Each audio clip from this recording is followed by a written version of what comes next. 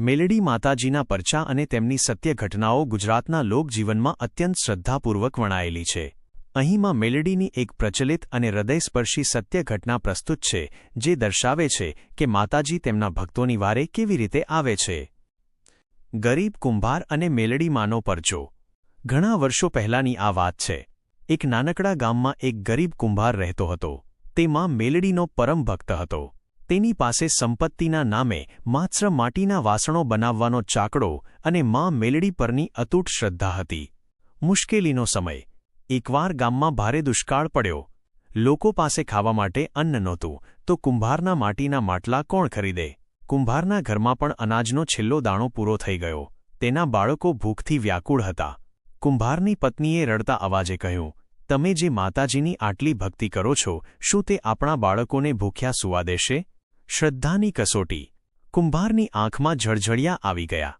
તે માં મેલડીની મૂર્તિ સામે બેસી ગયો અને કરગરવા લાગ્યો, હે માં, જગત ભલે મને મેણા મારે, પણ તારા આશરે આવેલા બાળકો ભૂખ્યા મરે એ તને કેમ પોસાય? આજે મારી લાજ તારા હાથમાં છે. ચમત્કારિક ઘટના. કહેવાય છે કે તે જ રાત્રે એક અજાણ્યો વણઝારો ગામમાં આવ્યો.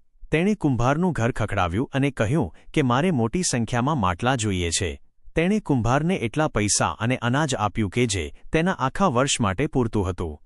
બીજે દિવસે સવારે જ્યારે કુંભારે તપાસ કરી તો જાણવા મળ્યું કે આખા ગામમાં કોઈ વણઝારો આવ્યો જ નહોતો.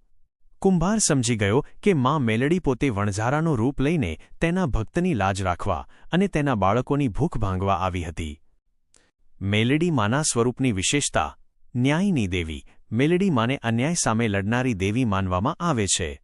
અધર્મનો નાશ. જેનું કોઈ નથી તેની માં મેલડી છે એવું ભક્તો દ્રઢપણે માને છે. શ્રદ્ધાનું ફળ. માં ક્યારેય ભક્તનો ભાવ જોવે છે, તેની સંપત્તિ નહીં.